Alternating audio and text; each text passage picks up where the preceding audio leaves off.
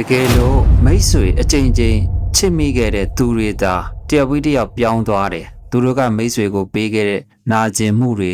စိတ်ဒဏ်ရာတွေကတော့ထက်တူညီနေမယ်ဆိုရင်တော့ပြဿနာကအဲ့ဒီလူတွေစီမှာတင်ရှိနေတာဟုတ်ပါမလား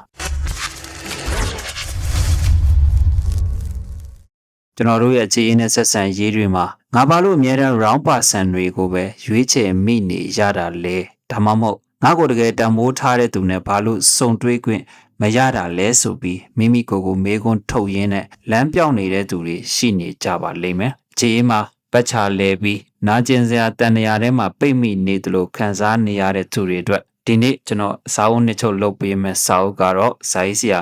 ဆက်လီနာအိမ်ရနာရေးသားပြီး2022ခုနှစ်မှာထုတ်ဝေခဲ့တဲ့ Becoming the One ဆိုတဲ့စာအုပ်ပဲဖြစ်ပါတယ်။ဇာတ်ဆက်လီနာဟာကမ္ဘာတစ်ဝန်းကလူတန်းပေါင်းများစွာကိုစိတ်ပိုင်းဆိုင်ရာကုသမှုတွေရရှိအောင်ကူညီပေးနေတဲ့ Rise and Women ဆိုတဲ့အဖွဲ့အစည်းရဲ့တည်ထောင်သူတဦးလည်းဖြစ်ပါတယ်။သူမကိုယ်တိုင်လည်းငယ်စဉ်ကမိသားစုပြိုကွဲမှုသူများတွေရဲ့လစ်လူရှုခံရမှုတွေနဲ့ကြီးပြင်းခဲ့ရပြီးအရွယ်ရောက်လာတဲ့အခါမှာလည်းအစိတ်ထောက်ဖြစ်စေတဲ့ relationship တွေအိမ်တော်ရေးပျက်စီးမှုတွေကိုကိုယ်တိုင်ကြုံတွေ့ခဲ့ရတဲ့သူပါသူမဒီနာကျင်မှုတွေကိုဖျက်ချော်ရင်းရရှိလာတဲ့သူရဲ့ကိုယ်တိုင်အတွေ့အကြုံတွေစိတ်ပညာအခြေခံနည်းလမ်းတွေကိုပေါင်းစပ်ပြီးဒီစာအုပ်ကိုရေးသားခဲ့တာပဲဖြစ်ပါတယ်ဒီစာအုပ်ရဲ့အဓိကတော့ချက်ကတော့ကိုယ့်အတွက်မှန်ကန်တဲ့သူဒီ1ကိုအပြင်လောကမှာလိုက်ရှာမနေပဲကိုယ့်ရဲ့အတွင်းစိတ်ထဲမှာပဲအရင်ဆုံးရှာဖွေပြီးကိုယ်တိုင်ဖြစ်အောင်ပြင်ဆင်တည်ဆောက်ဖို့ဆိုတဲ့အချက်ပဲဖြစ်ပါတယ် Chapter 1 The Myth of the One ဖူးစာရှင်အစစ်မှန်ဆိုတဲ့ထင်ရောင်ထင်မှာအယူဆကျွန်တော်တို့ပထမဆုံးအခန်းမှာတော့ကိုယ့်အတွက်ဖူးစာရှင်အစစ်မှန်ဆိုတဲ့ထင်ရောင်ထင်မှာထင်နေတတ်တဲ့အယူဆနဲ့စတင်ချင်ပါတယ်ဇာတ်ဆရာကဒီကမ်းမှာကျွန်တော်တို့ငယ်ငယ်ကလေးကရုပ်ရှင်တွေပုံမြင်တွေထဲမှာမြင်တွေ့ခဲ့ရတဲ့ဒီနေ့မှာမင်းသားလေးရောက်လာပြီးငါရဲ့ဘဝကိုကယ်တင်လိမ့်မယ်ဒါမှမဟုတ်ငါဘဝရဲ့လိုအပ်ချက်တွေကိုဖြည့်ဆည်းပေးမယ်ဖူးစာရှင်အစစ်ဆိုတဲ့တယောက်တော့ရှိတယ်ဆိုတဲ့အယူဆဟာတကယ်လက်တွေ့ဘဝမှာအစိတ်ထောက်ဖြစ်စေတယ်လို့ဒီခန်းမှာဆိုထားပါတယ်ဒီလိုအယူဆတွေကြောင့်ကျွန်တော်တို့ကကိုယ့်ရဲ့ပျော်ရွှင်မှုစိတ်ချမ်းသာမှုနဲ့ဘဝပြည့်စုံမှုကိုအခြားတယောက်ရဲ့လက်ထဲကိုလွှဲအပ်ပေးလိုက်တဲ့လိုမျိုးဖြစ်သွားတတ်ပါတယ်ဇာတ်ဆရာကသူမရဲ့အတွေ့အကြုံကိုဒီလိုမျှဝေပေးထားပါတယ်ဇာတ်ဆရာက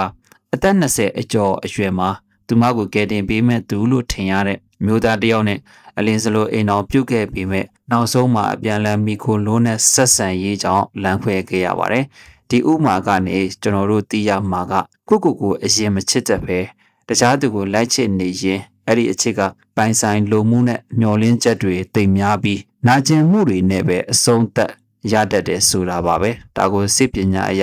projection ဒါမှမဟုတ်စိတ်အာရုံလွှဲပြောင်းခြင်းလို့ခေါ်ပါတယ်ကိုယ်မှာရှိတဲ့မလုံခြုံမှုတွေအထီးကျန်မှုတွေကိုတစ်ဖက်သူကဖြည့်ဆည်းပေးရမယ်ဆိုပြီးစိတ်ထဲမှာပုံဖော်လိုက်တာပဲဖြစ်ပါတယ်ဥပမာအဖြစ်ကျောင်းသားတစ်ယောက်ဟာဆာမွေးဖီယာတွေမိသားစုအဆင်မပြေမှုတွေရှိနေတဲ့အခါအခြေအရေးတစ်ခုကိုစတင်ပြီးအဲ့ဒီချစ်သူစီကနေပဲစိတ်သက်သာရာကိုအပြည့်ဝရကျင်နေတတ်ပါတယ်ချစ်သူကဖုံးမကိုင်းရင်ဒါမှမဟုတ်စပြန်နောက်ကျရင်တခါတည်းလောကကြီးပြတ်သုံးသွားတယ်လို့မျိုးခံစားနေရတာမျိုးပါဒါဟာကိုယ့်ရဲ့ပျော်ရွှင်မှုကိုတစ်ဖက်လူအပေါ်မှာယာနှုံးပြပုံဝေါ်ထားလို့ဖြစ်ပါတယ်လူများစုမှားတက်ကြတဲ့အချက်ကတော့ငါမှအိမ်တော်ဘက်ရှိသွားရင်ဒါမှမဟုတ်ချစ်သူရှိသွားရင်ငါထီးမကြံတော့ဘူးငါဘဝပြည့်စုံသွားပြီလို့ထင်မှတ်ထားတတ်ကြတာပဲဖြစ်ပါတယ်ဒါဟာတကယ်တော့အမှားကြီးတစ်ခုပါကိုယ့်ရဲ့အတွင်းစိတ်ခါဟာလာဟင်းလင်းဖြစ်နေရင်ဘယ်သူနဲ့ပဲတွေ့အမြဲတမ်းအစင်မပြေမှုတွေနဲ့ကြုံတွေ့နေရအောင်မှာပဲဖြစ်ပါတယ်ဒါကြောင့်ဒီအခန်းရဲ့အဓိကသင်ခန်းစာကတော့ကိုယ့်ဘဝကိုကယ်တင်မဲ့သူဟာ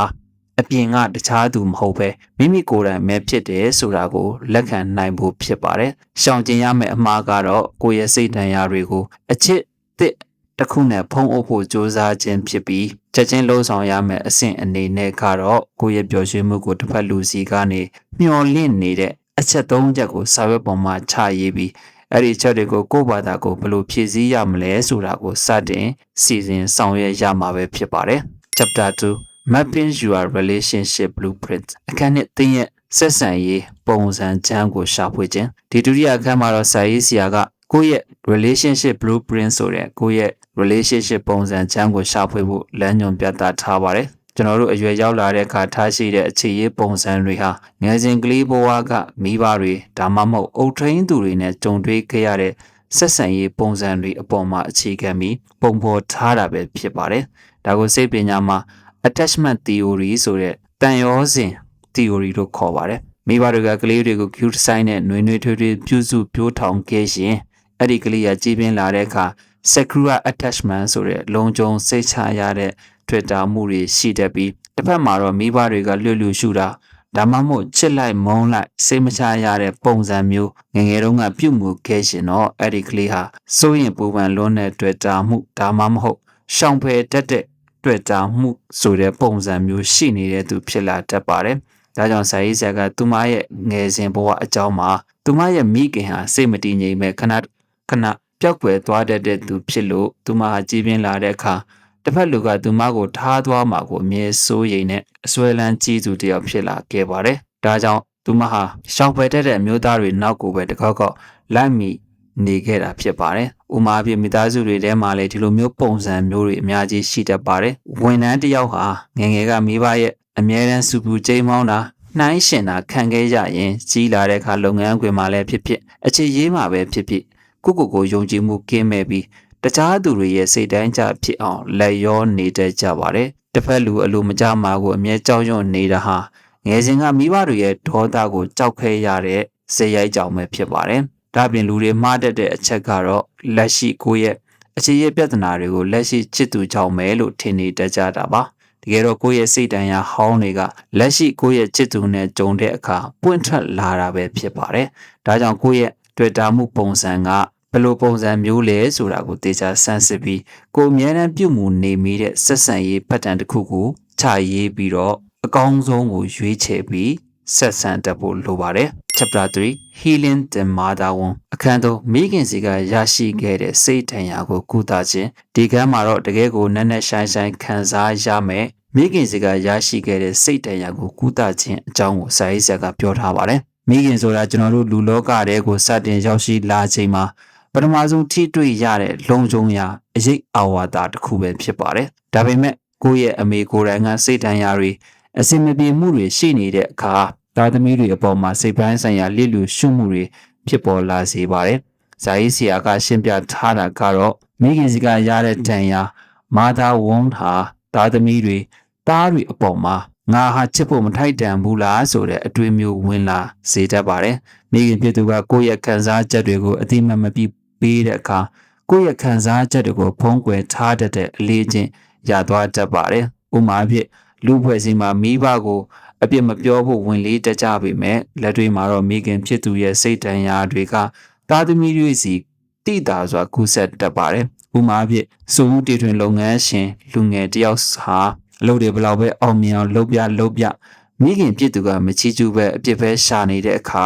အမြဲတမ်းမိကိုမလုံလောက်ဘူးလို့ခံစားရပြီးအလုပ်တွေကိုအမြဲတမ်းယူမှုလုပ်နေတတ်ပါတယ်။ဒါဟာမိခင်ရဲ့အတိမတ်ပြုမှုကိုငတ်မွတ်နေတဲ့စိတ်ဒဏ်ရာကြောင့်ဖြစ်ပါတယ်။လူများစုကဒီလိုဒဏ်ရာမျိုးတွေကိုမျက်ကွယ်ပြုထားတတ်ပြီးမိဘပဲတက်နိုင်တဲ့လောက်တော့လုပ်ပေးတာပဲဆိုပြီးဖြစ်သိမ့်ထားတတ်ကြပါတယ်။ဒါမဲ့နာကျင်မှုတွေကိုဝန်မခံသည်၍အဲ့ဒီနာကျင်မှုကနေဘယ်တော့မှမလွတ်မြောက်နိုင်ပါဘူး။လက်တွေ့အနေနဲ့မိခင်ဖြစ်သူရဲ့ကောင်းကွက်ဆိုးကွက်တွေကိုဗမ်းမလိုက်ပဲတီးကြစီချရေးပြီးမိခင်ဟာလည်းလူသားတယောက်မို့မှားယွင်းခဲ့တာကိုနားလည်ပေးဖို့ကိုကစူးစမ်းရပါမယ်။အခန်းလေး Healing the Father Wound ဖခင်စီကရရှိခဲ့တဲ့စိတ်ဒဏ်ရာကိုကုသခြင်းမိခင်စီကရရှိခဲ့တဲ့စိတ်ဒဏ်ရာတွေကိုဖြတ်ကျော်ပြီးတဲ့နောက်မှာတော့ကိုယ့်ရဲ့ဖခင်စီကရရှိခဲ့တဲ့စိတ်ဒဏ်ရာတွေကိုကုသခြင်းအပိုင်းကိုစာရေးဆရာကဆက်ပြီးပြောထားပါတယ်။ဖခင်ဆိုတာကလေးတယောက်အတွက်လောကကြီးကိုရင်ဆိုင်ဖို့တတိနဲ့အကာအကွယ်ပေးတဲ့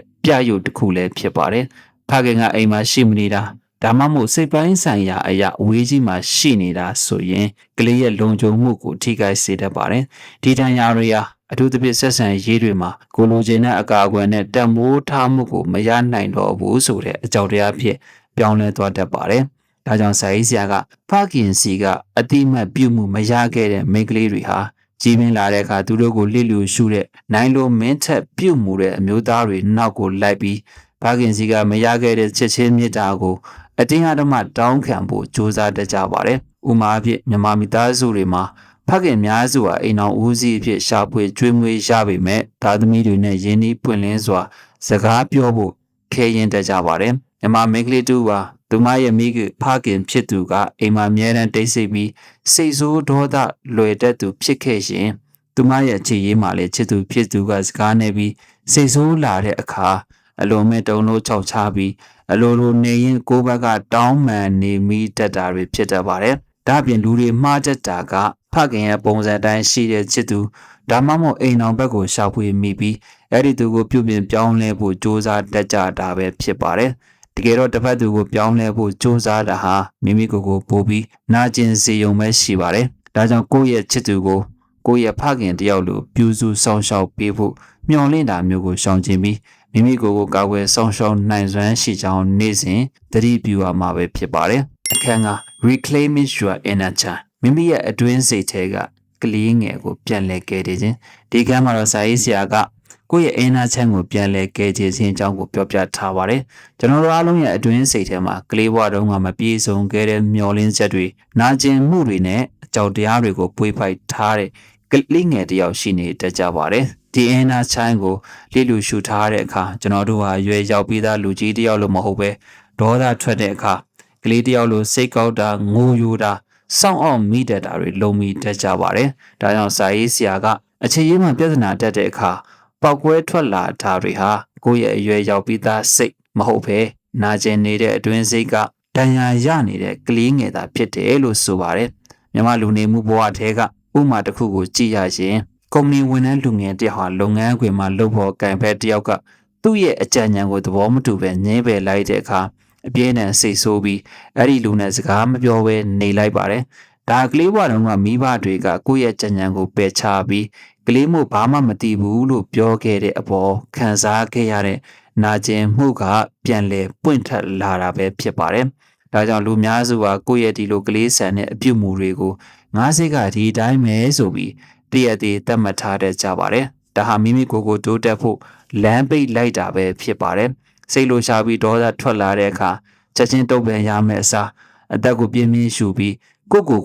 ငါအခုဘေးကင်းပါတယ်လို့ပြောပြီးတဲ့လေ့ကျင့်ကိုပို့ပြီးတော့လှုပ်ဆောင်တင်ပါတယ်အခန်း6 setting healthy boundaries ခိုင်မာတဲ့စီးပေါင်များသတ်မှတ်ခြင်းနောက်ထပ်အရေးကြီးဆုံးအခန်းကတော့ခိုင်မာတဲ့စီးပေါင်တွေသတ်မှတ်ခြင်းပဲဖြစ်ပါတယ်မြန်မာလူပဲစီမှာအာနာတက်ခြင်းဟာအကောင်းဆုံးဇေယျတစ်ခုလိုဖြစ်နေပေမဲ့အချင်းနဲ့လူမှုရေးမှာတော့ဒါဟာကိုပျက်စီးနေတာနဲ့တူပါတယ်စီးပေါင်ဆိုတဲ့ boundary သတ်မှတ်တယ်ဆိုတာတပတ်လူကိုတွန်းထုတ်တာမဟုတ်ပါဘူးငါကိုဘယ်လိုဆက်ဆံရမလဲဆိုတဲ့လမ်းညွှန်ချက်ကိုရှင်းရှင်းလင်းလင်းပြသတာပဲဖြစ်ပါတယ်ဇာイဆာကသူမကိုယ်တိုင်လည်းတစ်ချိန်က people pleaser လို့ခေါ်တဲ့သူတစ်ပါးစိတ်ကျဉ်နှံ့အောင်အမြဲလိုက်ရောတတ်တဲ့သူဖြစ်ခဲ့ပြီးတပတ်လူရဲ့လိုအပ်ချက်ကိုလိုအပ်ချက်တဲ့ဦးစားပေးခဲ့လို့ကိုပျောက်ဆုံးခဲ့ရဘူးတယ်လို့ဒီအခန်းမှာပြောပါတယ်မြန်မာလူငယ်တော်တော်များများဟာအခြေရင်းမှာချစ်သူကကိုယ့်ရဲ့စိတ်ပိုင်းဆိုင်ရာရုပ်ပိုင်းဆိုင်ရာစီးပေါင်တွေကိုကြော်ဖြတ်ပြီးမဟုတ်တာတွေတောင်းဆိုလာတဲ့အခါမငင်းရဲပဲ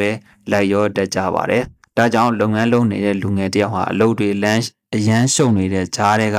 ချစ်သူဖြစ်သူကအချိန်မီဖုံးခေါ်ရင်ကန်ရမယ်မကန်ရင်ရန်လုံးမယ်ဆိုတာမျိုးကိုအားနာပြီးလိုက်ရောနေရတဲ့အတွက်လုပ်ငန်းမှာကိုယ့်ရဲ့စီးပွားရေးမှာထိခိုက်မှုတွေဖြစ်လာတတ်ပါတယ်။ဒါအပြင်လူအများစုမှားယွင်းတတ်တာကငါငင်းလိုက်ရင်သူငါ့ကိုမချစ်တော့ဘဲနေလိမ့်မယ်ဆိုတဲ့အကြောက်တရားကြောင့်စီးပေါင်တွေမတတ်မှတ်ရဲကြတာဖြစ်ပါတယ်။တကယ်တော့ခိုင်မာတဲ့ဆက်ဆံရေးတစ်ခုကတစ်ဖက်လူရဲ့ငင်းပယ်မှုကိုလေးစားခြင်းကနေစတင်တာပါ။ဒါကြောင့်ဒီနေ့ကစပြီးတင်းရဲ့ဘဝမှာတင့်ကိုစိတ်အနှောက်အယှက်အဖြစ်စီဆုံးအရာတစ်ခုအတွက်ရှင်းလင်းတဲ့စီးပေါင်တစ်ခုတတ်မှတ်ပြီးတော့တခြားသူကိုရင်ကြီးနဲ့ပျော့ပြောင်းအတိပေးဖို့လိုအပ်ပါတယ်။ Chapter 7 Break the cycle of self-sabotage မိမိကိုယ်ကိုဖျက်ဆီးနေတဲ့တန်တရားကိုဖျက်တောက်ခြင်းဒီကမ်းမှာတော့စာရေးဆရာကမိမိကိုယ်ကိုဖျက်ဆီးနေတဲ့တန်တရားတွေကိုဖျက်တောက်ခြင်းအကြောင်းကိုပြောထားပါတယ်။ဒီကလေးမှာကျွန်တော်တို့ကအစဉ်ပြေလဲပတ်နေတဲ့ဆက်ဆံရေးတစ်ခုကိုအလိုလိုနေရင်ပြဿနာရှာပြီးဖျက်ဆီးမိတတ်ကြပါတယ်။ဘာဖြစ်လို့လဲဆိုတော့ကျွန်တော်တို့ရဲ့စိတ်အတည်ထဲမှာငါဟာပျော်ရွှင်မှုမထိုက်တန်ဘူးဒီလိုကောင်းမွန်တဲ့ဆက်ဆံရေးမျိုးကငါနဲ့မတန်ဘူးဆိုတဲ့အတွေးမျိုးဝင်နေလို့ဖြစ်ပါတယ်ဒါကိုစိတ်ပညာမှာ limiting belief လို့ခေါ်တဲ့မိမိကိုယ်ကိုကန့်သတ်ထားတဲ့ယုံကြည်ချက်တွေလို့ခေါ်ပါတယ်ဇာရေးဆရာကသူမရဲ့အတိုင်းအခံတယောက်ရဲ့တာရကကိုပေးထားပါတယ် သူမဟာအမြဲတမ်းနှွေးထွေးပြီးကောင်းမွန်တဲ့အမျိုးသားတစ်ယောက်နဲ့စုံတဲ့အခါတိုင်းသူကအရန်ပြင်းစရာကောင်းတယ်ရင်ခုန်စရာမရှိဘူးဆိုပြီးလမ်းခွင့်ပြစ်တတ်ကြပါတယ်တကယ်တော့အစိတ်တောင်ဖြစ်စေတဲ့ဆက်ဆံရေးတွေရဲ့အတက်အကျတွေဖြစ်တဲ့ emotional roller coaster တွေဟာကိုတကယ်လို့အချစ်လို့ထင်မှားပြီးငြိမ်းချမ်းတဲ့အချစ်စစ်ကိုမခံစားတတ်တာပဲဖြစ်ပါတယ်လူငယ်တွေရဲ့နေ့စဉ်ဘဝမှာလည်းငွေကြေးဆိုင်ရာစီမံခန့်ခွဲမှုအပိုင်းတွေမှာကို့မှာငွေကြေးတွေပြည့်စုံလာတဲ့အခါဒါဟာငါနဲ့မထိုက်တန်ဘူးလို့အလိုလိုခံစားရပြီးမလိုအပ်တဲ့အရာတွေအရန်ဝယ်ပစ်တာမျိုးဒါမှမဟုတ်ကိုယ့်ရဲ့ relationship မှာချစ်သူကကိုယ့်ကိုအရန်ကူးဆိုင်ပြတဲ့အခါတန်တရားဝင်ကပြဿနာရှာမိတာမျိုးတွေဖြစ်တတ်ပါတယ်ဒါကြောင့်လူတွေမှားတတ်တာကကိုယ့်ရဲ့ပြဿနာရှာမှုတွေကိုငါရဲ့ပင်ကိုပြီးစားလို့စိတ်ထဲမှာသတ်မှတ်ထားတာပဲဖြစ်ပါတယ်တကယ်တော့တင်ရငြိမ်းချမ်းပြီးကောင်းမွန်တဲ့အခြေရေးနဲ့ထိုက်တန်တဲ့သူဖြစ်ကြောင်းလက်ခံပြီးအခြေရေးမှာပြဿနာဆက်ရှာတော့မယ်ဆိုတဲ့အချိန်တိုင်း9မိနစ်ခန့်တေချာစဉ်းစားပြီးတော့စိတ်နဲ့တတိနဲ့ကပ်ပြီးပြန်လဲစမ်းစစ်ကြည့်တဲ့အလေးထားကိုမွေးမြူရမှာပဲဖြစ်ပါတယ်အခန်းရှိ The power of self smoothing မိမိစိတ်ကိုကိုယ်တိုင်ပြန်လဲငြိမ်းချမ်းအောင်လှုံ့ဆော်နိုင်စွမ်းဒီခန်းမှာတော့စာရေးဆရာကအခြေရေးမှာပဏိပခတွေဖြစ်လာတဲ့အခါဒါမှမဟုတ်စိတ်မသက်မသာဖြစ်လာစရာတွေကြုံလာတဲ့အခါတခြားသူတွေကနေနှစ်သိမ့်မှုကိုအတင်းကျပ်သွားတောင်းနေမဲ့အစားကိုယ့်ရဲ့စိတ်ကိုပြန်လဲငြိမ်းချမ်းအောင်လှုံ့ဆော်နိုင်စွမ်းရှိဖို့လိုတယ်လို့ဆိုပါတယ်ဒါကို emotional regulation လို့ခေါ်တဲ့စိတ်ခံစားမှုကိုပြန်လဲထိန်းညှိခြင်းလို့ခေါ်ပါတယ်ဇာတ်ဆရာကသူမကိုယ်တိုင်အခြေရေးမှာအစီအမံမှုတွေကြုံလာတဲ့အခါတောထဲမှာလမ်းလျှောက်တာယောဂကျင့်တာအသက်ရှူလေးချိန်ကလှုပ်တာတွေကနေတဆင့်သူမရဲ့အာရုံကြောစနစ်ကိုပြန်လဲတည်ငြိမ်အောင်လှုပ်ဆောင်ခဲ့ပုံတွေကိုဒီခန်းမှာပြောထားပါတယ်။ဥပမာအဖြစ်အလုပ်ထဲမှာအလုပ်ဖိစီးနေတဲ့အချိန်မှာချစ်သူဖြစ်သူနဲ့စကားများမိတဲ့အခါအလုံးမင်းတုံလို့ပြီးဘာမှမလုပ်နိုင်တော့ပဲဖြစ်သွားတတ်ပါတယ်။အဲဒီအချိန်မှာကိုယ့်ရဲ့ချစ်သူရေးစားစီကနေအတင်းကျပ်ဖုံးခေါ်ပြီးချော်ခိုင်းမဲ့စားကိုနှစ်သက်တဲ့သချင်းနားထောင်တာဒါမှမဟုတ်ကော်ဖီတောက်လိုက်တာဒါမှမဟုတ်တရားထိုင်လိုက်တာမျိုးပြုလုပ်ပြီးစိတ်ကိုအရင်တည်ငြိမ်အောင်ထိန်းရပါမယ်ဒီနေရာမှာလူများစုကကိုယ့်ရဲ့စိတ်လှုပ်ရှားမှုကိုတခြားတယောက်ယောက်ကလာရောက်ငြိမ်သက်ပေးမှရမယ်လို့ထင်မှတ်ထားတတ်တဲ့အမှားကိုပြုလုပ်မိတတ်ကြပါတယ်ဒါကြောင့်စိတ်လှုပ်ရှားလာတဲ့အခါ4စက္ကန့်လောက်အသက်ကိုရှူသွင်း4စက္ကန့်လောက်အသက်ကိုအောင်ထား4စက္ကန့်လောက်အသက်ကိုရှူထုတ်တတ်တဲ့ bounce breathing နီလန်းကိုမိတ်ဆွေအနေနဲ့လက်တွေ့ကျင့်သုံးသင့်ပါတယ်အခန်းကို sharing the max of perfectionism ပြီးပြည့်စုံခြင်းနဲ့ကိုယ့်ရဲ့စိတ်နေစိတ်ထားကိုချွတ်ချခြင်းပဲဖြစ်ပါတယ်ဒီကမ်းမှာတော့စာရေးဆရာကကျွန်တော်တို့တော်တော်များများဝိဇင်ထားတဲ့ပြီးပြည့်စုံခြင်းမျက်နှာဖုံးဆိုတဲ့ perfectionism max အကြောင်းကိုပြောထားပါတယ်ကျွန်တော်တို့ကတပတ်လူရဲ့ချစ်စစ်ကိုရရှိဖို့အတွက်ကိုယ်မှာဘာအပြစ်အနာစာမှမရှိသလိုဟန်ဆောင်ထားတတ်ကြပါတယ်ငါရဲ့အားနည်းချက်တွေကိုမြင်သွားရင်သူငါ့ကိုထားသွားလိမ့်မယ်ဆိုတဲ့အကြောက်တရားကြောင့်ပဲဖြစ်ပါတယ်စာရေးဆရာကအတိတ်ကအခြေရေးတစ်ခုမှာချစ်သူဖြစ်သူရဲ့စိတ်တိုင်းကြဖြစ်စေဖို့အတွက်သူမရဲ့ကိုယ်ပိုင်မြင်တွေခံစားချက်တွေကိုအမြဲဖုံးကွယ်ပြီးအေးအေးဆေးဆေးရှိလာပါတယ်ဆိုတဲ့ပုံစံမျိုးဟန်ဆောင်ခဲ့ရပုံတွေကိုဒီကမ်းမှာပြောထားပါတယ်ဒါပေမဲ့ဒီလိုဟန်ဆောင်မှုတွေဟာကြာလာတဲ့အခါစိတ်အာရုံကြောတွေကိုပင်ပန်းစေပြီးတကယ်ကိုပေါက်ပွဲထွက်သွားစေပါတယ်မိသားစုတွေအနေနဲ့လုပ်ငန်းခွင်မှာလည်းပြည်ပြည်စုံနဲ့သားကောင်းသမီးကောင်းဝန်ထမ်းကောင်းအဖြစ်အမြဲတမ်းဟန်ဆောင်နေရတဲ့လူငယ်တွေအများကြီးရှိနေတတ်ကြပါတယ်။ကိုယ့်ရဲ့တကယ်စိတ်ပင်ပန်းမှုတွေကိုထုံမပြရှဲပဲအဆင်ပြေပါတယ်ဆိုတဲ့မျက်နှာပုံးတက်ထားတာဟာရေရှည်မှာကိုပျောက်ဆုံးသွားစေတတ်ပါတယ်။ဒါကြောင့်ဒီအခန်းရဲ့အနှစ်ချုပ်ကတော့အားနည်းချက်ရှိတာဟာလူသားဆန်ခြင်းပဲဖြစ်ပြီးအားနည်းချက်တွေကိုရိုးသားစွာဖော်ပြခြင်းကသာစစ်မှန်တဲ့ relationship တွေကိုဖန်တီးပေးနိုင်တယ်ဆိုတာပါပဲ။ဒါကြောင့်ချက်ချင်းလှုံ့ဆော်ရမယ့်အဆင့်ကတော့ကိုယ့်ရဲ့အားနည်းချက်ဒါမှမဟုတ်ကိုယ့်ရဲ့မပြည့်စုံမှုတစ်ခုခုကိုယုံကြည်ရတဲ့သူတစ်ယောက်ကိုယူယူသားသားဖွင့်ဟပြောပြကြည့်လိုက်ပါအခန်း30 The chemistry of chaos တယောက်နဲ့တယောက် chemistry မိနေတယ်လို့ထင်အောင်ထင်မှန်းဖြစ်တဲ့ချင်းပါပဲဒီကမ်းမှာတော့စာရေးဆရာကကျွန်တော်တို့ကတခါတလေမှာကိုယ့်ကိုလှစ်လူရှူတဲ့သူစိတ်မချရတဲ့သူတွေနဲ့ကြုံတဲ့အခါရှင်နေတုံပြီးအလွန်အမင်းဆွဲဆောင်မှုကိုခံရတတ်ပါတယ်ဒါတကယ်စိတ်ဝင်စားဖို့ကောင်းတဲ့ chemistry ရှိတယ်လို့ထင်တတ်ကြပါတယ်တကယ်တော့ဒါအစစ်မှန်တဲ့ချစ်မဟုတ်ပဲငယ်စဉ်ကမလုံခြုံမှုတွေကြုံခဲ့ရတဲ့စိတ်တန်ရာဟောင်းတွေကဒီလိုပုံစံတူတဲ့ပတ်ဝန်းကျင်အဆိုးကိုမြင်တဲ့အခါအကျွမ်းတဝင်ရှိလို့တုတ်ပြန်တဲ့ nervous system activation ဆိုတဲ့အာရုံကြောလှုပ်ရှားမှုသာဖြစ်ပါတယ်။ဇာတ်သူကသူမတငယ်ချင်းတယောက်ရဲ့ဇလန်းကိုဒီလိုပြောထားပါတယ်။အဲဒီတငယ်ချင်းဟာသူမကိုကောင်းကောင်းမွန်မွန်နဲ့တမိုးထားဆက်ဆံတဲ့အမျိုးသားကိုတော့ညှင်းငွေ့စရာကောင်းနေလို့ညင်းပယ်ပြီးသူမကိုမကြာခဏဖုံးမကင်မဲ့ပြစ်သားတတ်တဲ့ခက်ဆိုးဆိုးအမျိုးသားတယောက်နဲ့ကြာမှဒါဟာငါရဲ့ဖူးစာရှင်မျိုးဆိုပြီးရိုးရိုးမှုဖြစ်နေခဲ့တာပါတကယ်တော့လူငယ်တွေရဲ့ခြေရင်းမှာလဲသူငါ့ကိုအရန်ချစ်တိုက်တယ်စိတ်ဆိုးလွယ်တယ်ဒါမှအချစ်စစ်ဆိုပြီးအစိတ်တော်ဖြစ်စေတဲ့အခြေအနေတွေကိုအချစ်လို့ပုံဖော်တတ်ကြပါတယ်တကယ်တော့ဒါဟာအမှားကြီးတစ်ခုပဲဖြစ်ပါတယ်ဒါကြောင့်လက်တွေ့အနေနဲ့ကိုယ့်ကိုစိတ်အေးချမ်းမှုပေးတဲ့ relationship မျိုးကိုတန်ဖိုးထားတတ်အောင်ကိုယ့်ရဲ့အာရုံကြောစနစ်တွေကိုပြန်လည်လေ့ကျင့်ပေးဖို့လိုအပ်ပါတယ်အခန်း30 The Art of Conscious Communication တတိရှိပြောဆိုဆက်သွယ်ခြင်းအမှုပညာဒီအခန်းမှာတော့စာရေးဆရာက relationship ကိုရှစ်တစ်ခုတည်တံ့ဖို့အတွက်အရေးကြီးဆုံးဖြစ်တဲ့တတိရှိပြောဆိုဆက်ဆံခြင်းဆိုတဲ့ conscious communication အကြောင်းကိုဆွေးနွေးထားပါတယ်။ပဋိပက္ခတွေဖြစ်လာတဲ့အခါတစ်ပတ်သူကိုတိုက်ခိုက်တာအပြစ်တင်တာမျိုးမလုပ်ပဲ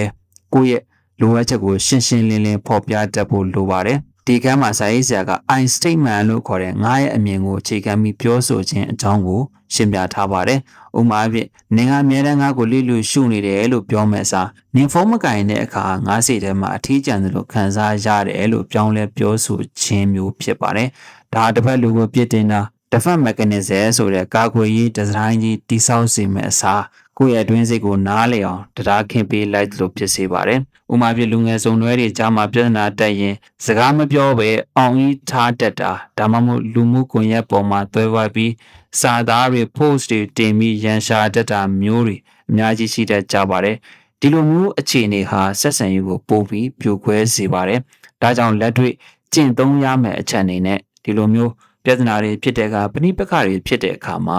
ချက်ချင်းကိုယ့်ရဲ့ partner ကိုပြစ်တင်မဲ့အစားငါအခုဘယ်လိုခံစားနေရလဲဆိုတာကိုတတိရှိနဲ့တီတီငြိမ်ငြိမ်ဖွင့်ဟပြောဆိုတဲ့လေ့ကျင့်ကိုမွေးမြူရပါမယ် Chapter 12 Navigating Conflict as a Portal ပဋိပက္ခကိုတကားပေါက်တစ်ခုအဖြစ်အသုံးချခြင်းအပိုင်းဖြစ်ပါတယ်ဒီခန်းမှာတော့စာရေးဆရာကလူများစုဟာပြဿနာတွေဖြစ်လာရင်ကိုယ့်ရဲ့ relationship ပျက်စီးတော့မယ်လို့ကြောက်လန့်နေတတ်ကြပါတယ်ဒါပေမဲ့စာရေးဆရာကပြဿနာဆိုတာနှစ်ဦးနှစ်ဖက်လုံးရဲ့စိတ်တန်ရာတွေကိုဖော်ထုတ်ပေးပြီးပုံမှန်နီးကပ်စေမဲ့အစူးအခွင့်အလမ်းကောင်းတစ်ခုဖြစ်တယ်လို့ဆိုပါတယ်။စာရေးသူနဲ့သူမရဲ့လက်ရှိအိမ်တော်ဘက်တို့ကြားပထမဆုံးအစဉ်ဖြစ်အကြီးအကျယ်စကားများခဲ့ပုံတွေကိုဒီခန်းမှာပြောထားပါတယ်။အဲဒီအချိန်မှာတယောက်ကိုတယောက်အနိုင်ယူဖို့မကြိုးစားပဲဒီပြဿနာဟာငါတို့ရဲ့ပဲစိတ်တန်ရာကိုလာပြီးတိကျစေတာလဲဆိုတာကိုအတူတူထိုင်ပြီးဆွေးနွေးခဲ့ကြတယ်လို့ဆိုပါတယ်။ဒါကြောင့်မို့ပဲသူတို့ရဲ့ဆက်ဆံရေးကပိုပြီးတော့ခိုင်မာလာခဲ့ကြပါတယ်။ဥပမာအဖြစ်စုံတွဲတွေမှာပြဿနာကိုအပတ်မလုပ်ပဲမျိုးသိထားတတ်ကြပါတယ်။ဒါအမိုက်တွေကိုကော်စောအောက်မှာဖုံးထားသလိုပါပဲ။ရေရှည်မှာအမိုက်တွေကရှုပ်ပွားလာပြီးအပေါ်ကိုထွက်ပြီးပေါက်ကွဲလာတတ်ကြပါတယ်။ဒါကြောင့်ပြဿနာတွေဖြစ်လာတဲ့ကဘယ်သူမှလဲထက်ငါတို့နှစ်ယောက်ကြားမှာဘာလိုအပ်ချက်တွေရှိနေလဲဆိုတာကိုအာရုံစိုက်ပြီးအတူတကွဖြေရှင်းဖို့တိုက်တွန်းချင်ပါတယ်ခင်ဗျာအခန်း73 The Courage to Grieve ပူဆွေးတော့ကရောက်ချင်းကိုရင်ဆိုင်ရတဲ့တတိဒီကမ်းမှာတော့စာရေးဆရာကဆက်ဆံရေးတခုပျက်စီးသွားတဲ့အခါဒါမှမဟုတ်ကိုယ့်ရဲ့မျှော်လင့်ချက်တွေပျက်ပြားသွားတဲ့အခါမှာကြုံတွေ့ရတဲ့ပူဆွေးတော့ကရောက်ချင်းကိုရင်ဆိုင်မှုတတိရှိရမယ်လို့ဆိုပါတယ်ကျွန်တော်တို့ကနာကျင်မှုကိုမခံစားခြင်းလို့ချက်ချင်းအလုပ်တွေလုံခြုံလုပ်တာအတောက်စားပဲလှည့်တာဒါမှမဟုတ်အချစ်တဲ့ရေးစားတဲ့ချစ်သူအစ်ချက်ချင်းရှာတတ်တာမျိုးတွေလုပ်တတ်ကြပါတယ်။စာရေးသူကသူမရဲ့အိမ်တော်ကြီးပျက်စီးသွားချိန်မှာအိမ်ထဲမှာပုံအောင်မနေပဲနာကျင်မှုတွေကိုအပြေအဝခံစားခဲ့ပုံကိုပြောပြထားပါတယ်။ငိုကျင်တဲ့အခါငိုပြစ်လိုက်ပြီးကိုယ့်ရဲ့ဆုံးရှုံးမှုကိုအတိအမဲ့ပြုတ်လိုက်တာကတာကိုယ့်ရဲ့စိတ်နှလုံးကိုအမှန်တကယ်ကုသပေးနိုင်တာဖြစ်ပါတယ်။လူငယ်တွေကြားထဲမှာလည်းလမ်းကွဲပြစ်ဆဲပြီးတဲ့အခါငါဘာမှမဖြစ်ပါဘူးဆိုပြီးဟန်ဆောင်ကနေတတ်ကြပါတယ်။ဒါဟာကိုယ့်ရဲ့စိတ်ကိုအတွင်းကြည်စေပြီးနောက်တဲ့ relationship အသစ်တွေမှာမလုံခြုံမှုတွေတည်ဆောင်သွားစေတတ်ပါတယ်။ဒါကြောင့်ဒီအခန်းရဲ့နေချုပ်ကတော့နာကျင်မှုတွေကိုအပြည့်အဝခံစားခွင့်လွတ်ချခွင့်ပေးမှသာကိုယ့်ရဲ့စိတ်တန်ရာကနေအမှန်တကယ်လွတ်မြောက်နိုင်မှာပဲဖြစ်ပါတယ်။ဒါကြောင့်ချက်ချင်းလှုံ့ဆော်ရမယ့်အချက်ကတော့သင်ရဲ့ရှင်ထဲမှာတုံဆိုင်နေတဲ့ဝမ်းနဲ့ကြေကွဲမှုတွေကိုငိုချလိုက်တာဒါမှမဟုတ်စာရွက်ပေါ်မှာရေးသားပြစ်လိုက်ခြင်းဖြင့်အပြင်ကိုထုတ်လွှင့်ပြီးဖြေလျှော့ပစ်လိုက်ပါအခန်း14 Radical Self responsibility ကိုယ့်ရဲ့ဘဝအတွက်ယာနှုံးပြီးတာဝန်ယူခြင်းဒီကမ်းမှာတော့စာရေးဆရာက radical self responsibility ဆိုတဲ့ကိုယ့်ရဲ့ပျော်ရွှင်မှုနဲ့စိတ်ပန်းဆိုင်ရာအခြေအနေတွေကိုကိုယ်တိုင်ယာနှုံးပြီးတာဝန်ရှိတဲ့ဆိုတဲ့အချက်ကိုပြောထားပါတယ်ကျွန်တော်တို့ကတခြားသူတွေကိုအပြစ်တင်နေသူ၍ကျွန်တော်တို့ဟာသားကောင်ဖစ်တန်ဘဝမှာပဲပိတ်မိနေပါလိမ့်မယ်ဇာရေးသူကသူငါ့ကိုစေဆုံးအောင်လှုပ်လို့ငါစေဆိုးရတာဆိုတဲ့အတွေ့အမျိုးဟာကိုယ့်ရဲ့စိတ်ပိုင်းဆိုင်ရာထိန်ချုပ်ခွင့်ကိုတခြားသူစီပေးရလိုက်တာပဲဖြစ်ပါတယ်ကိုယ့်ရဲ့တုံ့ပြန်မှုတွေကိုယ့်ဘဝရဲ့ရွေးချယ်မှုတွေဟာကိုယ့်ရဲ့တာဝန်သာဖြစ်ပါတယ်ဥပမာပြလုပ်ငန်းရှင်တယောက်အနေနဲ့စီးပွားရေးလုပ်ကိုင်ရမှာပေါ်ပြသူဒါမှမဟုတ်ပေါက်တဲ့တွေက customer တွေကကတိမတီးတဲ့အခါမှာသူတို့ကိုပဲထိုင်ပြီးပြည့်တင်နေမယ်စားငါဒီအချင်းတို့ကိုဘယ်လိုတုတ်ပြန်မလဲငါရဲ့ငွေကြေးကိုဘယ်လိုကာကွယ်မလဲဆိုပြီးကိုယ့်ဘက်ကလှုပ်ဆောင်နိုင်တာကိုအာရုံစိုက်ပြီးလှုပ်ဆောင်ရမှာပဲဖြစ်ပါတယ်လူများစုကကိုယ့်ဘဝရဲ့စင်မပြေမှုတွေကိုဘဝဝင်ကျင်တဲ့ကံကြမ္မာပေါ်ပုံချတတ်ကြပါတယ်ဒါကိုယ့်ရဲ့စွမ်းစားကိုရှော့ချပစ်လိုက်တာပဲဖြစ်ပါတယ်ကိုယ့်ရဲ့ဘဝရလဒ်တွေကိုကိုယ်တိုင်ပြောင်းလဲနိုင်စွမ်းရှိတယ်ဆိုတဲ့အချက်ကိုစိတ်ထဲမှာအမြဲတမ်းသတိပြုပြီးတော့လက်ခံထားရမှာပဲဖြစ်ပါတယ်အခန်း15 discernment the inner critic မိမိကိုယ်ကိုဝေဖန်တတ်တဲ့အကျင့်ကိုအဆုံးသတ်ခြင်းဒီအခန်း15မှာတော့ကျွန်တော်တို့ရဲ့ခေါင်းထဲမှာအများနဲ့နှောက်ယှက်နေတတ်တဲ့အတွင်းစိတ်ကဝေဖန်တတ်တဲ့သူဖြစ်တဲ့ inner critic အကြောင်းကိုဆွေးနွေးထားပါတယ်ကိုနင်ကဘာမှမဟုတ်ပါဘူးနင်ကချစ်ဖို့မထိုက်တန်ဘူးဆိုပြီးမိမိကိုယ်ကိုအပြစ်တင်နေတတ်တဲ့ကိုယ့်ရဲ့ခေါင်းထဲကအတန်အနေနဲ့အတွေးတွေကိုဆိုလိုတာပဲဖြစ်ပါတယ်ဒီလိုအတန်အနေအတွေးတွေဟာကိုယ့်ရဲ့ငယ်စဉ်ကမိဘတွေဆရာသမားတွေဒါမှမဟုတ်ပတ်ဝန်းကျင်ကပြောခဲ့တဲ့အစိုးမြင်စကားလုံးတွေကနေစတင်တည်တည်လာတာပဲဖြစ်ပါတယ်ဒီလိုအတန်တွေကိုတိုက်ခိုက်နေမယ်စားဒီလိုမျိုးအတန်တွေကိုတက်တိရှိရှိနဲ့နားထောင်ပြီးအဲ့ဒီအတန်တွေကငါ့ကိုကာကွယ်ပေးခြင်းနဲ့စိတ်ကနေလာတာပဲဒါပေမဲ့ငါအတွက်အသုံးဝင်တော့ဘူးဆိုပြီးအေးစစ်စစ်နဲ့စိတ်ထဲကနေဘေးဖယ်ပြီးဖယ်ထုတ်ပြဖို့စာရေးဆရာကလမ်းညွှန်ထားပါတယ်။ကျောင်းသားတွေနဲ့ဝန်ထမ်းတွေမှာလည်းငါဒါကိုမလုံနိုင်ဘူးငါတက်တော်တဲ့သူတွေအများကြီးပဲဆိုတဲ့ inner critic ကြောင့်အခွင့်အလမ်းကောင်းတွေကိုလက်လွန်ရတာမျိုးတွေအများကြီးရှိပါတယ်။ဒါကြောင့်မိမိကိုယ်ကိုဂရုဏာထားပြီး self compassion ဆိုတဲ့နွေးနွေးထွေးထွေးပြန်လည်ဆက်ဆံတတ်ဖို့လိုအပ်ပါတယ်။ဒါကြောင့်မိမိကိုယ်ကိုတန်ဖိုးထားခြင်းဟာကိုယ့်အတွက်ကောင်းမွန်တဲ့အလေးကျင့်ပဲဖြစ်တယ်ဆိုတာကိုသိရှိထားရပါမယ်။အကန့်ဆက်ကြောင့် coming home to yourself မိမိကိုယ်ကိုပြန်လည်ရှာဖွေခြင်းဇာတိသူကဒီနောက်ဆုံးအခန်း16မှာတော့မိမိကိုယ်ကိုပြန်လည်ရှာဖွေခြင်းအကြောင်းကိုပြောထားပါတယ်ဒီခန်းကတော့ဇာအုပ်တုပ်လုံးရဲ့အဓိကကြတဲ့အနှစ်ချုပ်ပဲဖြစ်ပါတယ်မိမိကိုယ်ကိုပြန်လည်ရှာဖွေခြင်းဆိုတာကိုယ့်ရဲ့စိတ်တန်ရာတွေအားနည်းချက်တွေအားသာချက်တွေအားလုံးကိုအပြစ်တင်ခြင်းမရှိဘဲလက်ခံလိုက်တယ်ဆိုတဲ့ radical acceptance ကိုဆိုလိုတာပဲဖြစ်ပါတယ်ဇာရေးသူကသူမရဲ့ဘဝတစ်လျှောက်လုံးအပြင်လောကမှာလိုက်ရှာနေခဲ့တဲ့ချစ်ချင်းမြတ်တာလုံခြုံမှုနဲ့တန်ဖိုးထားမှုကိုနောက်ဆုံးမှာကိုယ့်ရဲ့အတွင်းစိတ်ထဲကိုပြန်လဲကြည့်ရှုပြီးမိမိကိုယ်ကိုပြန်လဲရှာဖွေနိုင်ခဲ့တဲ့အခါမှသာစစ်မှန်တဲ့ငြိမ်းချမ်းမှုကိုရခဲ့တယ်လို့ဆိုပါတယ်ဒါဟာကိုယ့်အတွက်မှန်ကန်တဲ့ဒီဝမ်းဖြစ်လာခြင်းပါပဲဥပမာအဖြစ်လူငယ်တွေရဲ့ personal development အတွက်လည်းဒါဟာတကယ်ကိုအရေးကြီးပါတယ်ကိုဟာသူလဲကိုဘာကိုတန်ဖိုးထားလဲဆိုတာကိုသိချာမသိပဲလူမှုပတ်ဝန်းကျင်ကသတ်မှတ်ပေးတဲ့ပုံစံကွက်ထဲမှာပဲလိုက်ပြီးစီမျောလိုက်ပါနေရင်ဘရောမှစိတ်ချမ်းသာရမှာမဟုတ်ပါဘူးကိုယ့်ရဲ့ဝါသနာကိုယ့်ရဲ့စိတ်ကူးအိမ်မက်တွေကိုပြန်လဲဖော်ထုတ်ပြီးကိုယ့်ရဲ့ဘဝကိုကိုယ်တိုင်ပုံဖော်တည်ဆောက်ရပါမယ်လူတွေရဲ့အကြီးမားဆုံးအမှားတစ်ခုကတော့မိမိကိုယ်ကိုမချစ်ဘဲနဲ့အခြားသူတွေကကိုယ့်ကိုချစ်ပေးဖို့မျှော်လင့်နေတတ်တာပဲဖြစ်ပါတယ်ဒါကြောင့်ဒီစာအုပ်ကနေကျွန်တော်တို့ရရှိခဲ့တဲ့အဖို့တန်သင်ခန်းစာတွေကိုအနှစ်ချုပ်ရမယ်ဆိုရင်ပထမဆုံးအနေနဲ့ကိုယ့်ဘဝရဲ့ပျော်ရွှင်မှုနဲ့လုံခြုံမှုကိုတခြားသူစီကနေမတောင်းဆိုပဲမမျှော်လင့်မဲ့မိမိကိုယ်တိုင်ဖန်တီးတည်ဆောက်ရပါမယ်ဒုတိယအချက်အနေနဲ့ကိုယ့်ရဲ့ငယ်ဘဝစိတ်တန်ရာတွေနဲ့တွေ့တာမှုပုံစံတွေကိုသတိရှိရှိနားလည်ပြီးမိမိကိုယ်ကိုကုသပေးဖို့လိုအပ်ပါတယ်တတိယချက်ကတော့ကျမ်းမာတဲ့ကောင်းမွန်တဲ့boundary တွေကိုသတ်မှတ်ပြီးမိမိကိုယ်ကိုပြန်လဲဖျက်ဆီးတတ်တဲ့အပြုမှုတွေကိုရပ်တန့်ရမှာပဲဖြစ်ပါတယ်။ဒါကြောင့်ဒီစာအုပ်ကသင်ရဲ့ဘဝကိုပုံမငြိမ်းချမ်းစေပြီးသင်ကိုယ်တင်တမိုးထားတဲ့အောင်လမ်းပြပေးမယ်စာအုပ်ကောင်းတစ်ခုလည်းဖြစ်ပါတယ်။ဒါအပြင်ခြေရင်းမှာလုံးချလဲလိုက်ပြီးနာကျင်နေရတဲ့သူတွေမိသားစုနဲ့ပတ်သက်ပြီးစိတ်တန်ရာရရှိခဲ့မှုတဲ့သူတွေဘဝမှာမိမိကိုယ်ကိုပျောက်ဆုံးနေသလိုခံစားနေရတဲ့သူတိုင်းအတွက်မဖြစ်မနေဖက်ရှုနားထောင်တဲ့စာအုပ်နှစ်ချုပ်လေးပဲဖြစ်ပါတယ်။ဒါကြောင့်ဒီနေ့ကစပြီး တင်လုံးဆောင်နိုင်တဲ့လက်တွေ့အကြဆုံးအရာကတော့ကိုယ့်ရဲ့ခံစားချက်တွေကိုမဖုံးကွယ်ပဲရိုးရိုးသားသားဝန်ခံတတ်ဖို့တယောက်နဲ့တစ်ယောက်ကြားမှာစီးပေါင်တွေစတင်တတ်မှတ်ဖို့နဲ့တင်ရတွင်းစိတ်တွေက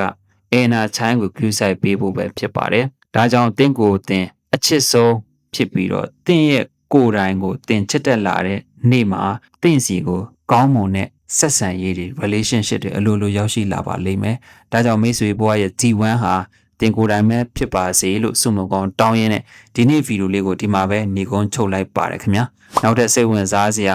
စောက်သုံးသက်ချက်တွေစောင်းနှိမ့်ချုပ်တွေနဲ့ပြန်လည်ဆုံတွေ့ကြပါမယ်။အားလုံးပဲကိုယ်စိတ်နှပြချမ်းသာချမ်းသာကြပါစေခင်ဗျာ။